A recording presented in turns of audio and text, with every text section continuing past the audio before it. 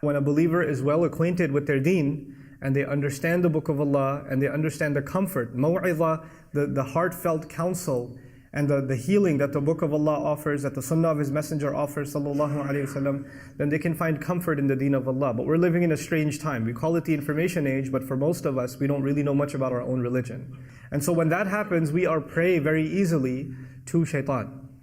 And when people go through hard times, then shaitan brings all kinds of thoughts to them.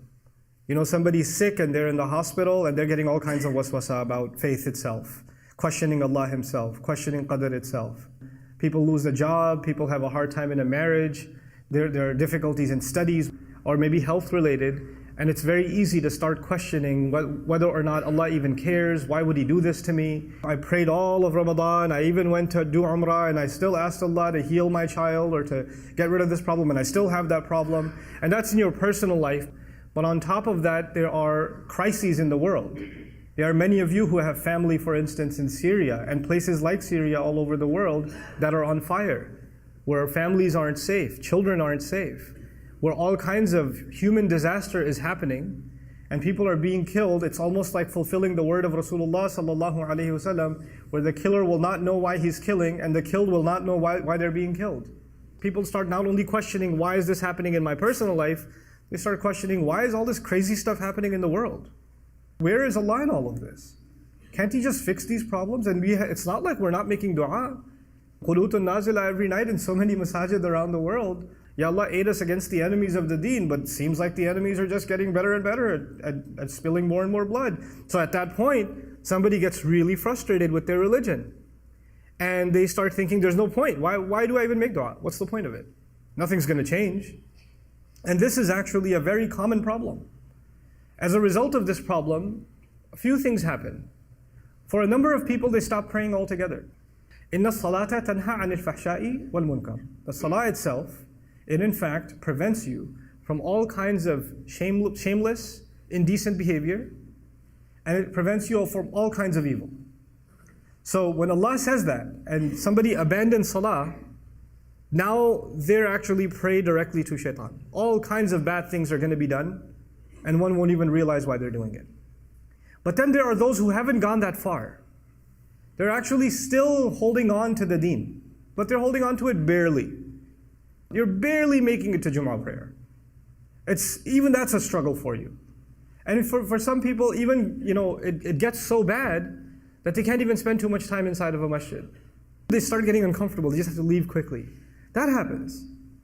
And so about those people, and I've met many such people, and I don't think they're evil people. I do think, however, that certain fundamentals were not correct. Certain ideas, certain concepts, certain feelings are misplaced. And because of those misplaced feelings, one goes down a very dangerous path, all the way down to misguidance. In the one hand, in Surah Al-Hajj, in the beginning, Allah Azza wa Jal talks about people who have an agenda to misguide other people. Evil people who want nothing better than to just argue against Allah without any knowledge. مَنْ يُجَادِلُ اللَّهَ فِي اللَّهِ بِغَيْرِ عِلْمٍ وَلَا هُدًى وَلَا كِتَابٍ مُنِيرٍ. Somebody who argues about God and debates and hates on religion, hates on Allah, hates on the Prophet ﷺ, and has no knowledge why they're arguing, nor do they have any guidance, nor is it in light of any enlightened thinking. It's just complaints for the sake of complaining. That's one group of people, but that's not the group of people I want to talk about today. It's the one after that group. The ones that are on the edge, literally on the edge. That's how the Qur'an describes them. وَمِنَ النَّاسِ مَنْ يَعْبُدُ اللَّهَ عَلَى حَرْفٍ. I would translate that as among people, there's somebody who worships Allah at the very edge. Harf is actually the edge of a cliff also. What does that mean? They're not quite stable in their faith. They have unanswered questions, unresolved emotions. How does that manifest itself? Allah describes Himself, فَإِنْ أَصَابَهُ خَيْرٌ اطْمَأَنَّ بِهِ. If some good comes to them, they're doing better now. Okay, Allah actually listened to this dua, so I can pray now. I feel better.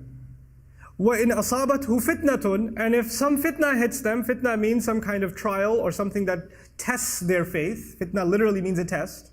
So Allah did not put the opposite of khair as shar. Right? The in'ikas would have been shar. So you would have expected Allah to say, فَإِنْ أَصَابَهُ خَيْرٌ اطْمَأَنَّ بِهِ وَإِنْ أَصَابَهُ شَرٌ. Nope. وَإِنْ أَصَابَتْهُ فِتْنَةٌ. Why is that word important? Because Allah is letting us know that when something bad happens to you, that is just Allah putting your faith to the test. Allah just wants to see whether you're willing to believe in an Allah that still loves, that still cares, that is still Ar-Rahman, that is still Ar-Rahim, that is still Ar-Raziq. He's still the provider, He's still the protector, He's still the caretaker, even though you can't see it. Even though in front of you, you see like you've got hit with problems. And shaitan wants you to question, where's Allah? So Allah wants to put you in that circumstance sometimes to see how strong your faith is. By the way, this deen begins with الَّذِينَ يُؤْمِنُونَ بِالْغَيْبِ. They believe in an Allah who they cannot see. And by that doesn't just mean we don't see Allah.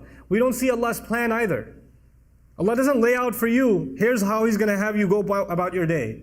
And here's what, you're going through a difficulty now, but there's another ease coming in a few weeks or a few years or a few hours. We don't know. Is things are going to get better in the next minute, or things are going to take 10 years? We just don't know. وَمَا كَانَ اللَّهُ لِيُطْلِعَكُمْ عَلَى الْغَيْبِ. Allah is not going to be one to inform you of the plans of the unseen. Trust Him that He loves you more than you could possibly even love yourself. مَا يَفْعَلُ اللَّهُ بِعَذَابِكُمْ. What's Allah going to get out of punishing you? Why do you think Allah's out to get you? Allah literally asked that question Himself. So when you and I go through trials, that's actually to check and see because it's easy to believe in Allah when things are good. But it's harder to believe, especially some of those names of Allah, the names of Allah that we hold on to in difficult times. When we believe Allah is the healer, that Allah owns all of Shifa, and His book is Shifa, and then you're sitting in the hospital with a terminal mother or a terminal father, that's harder to believe.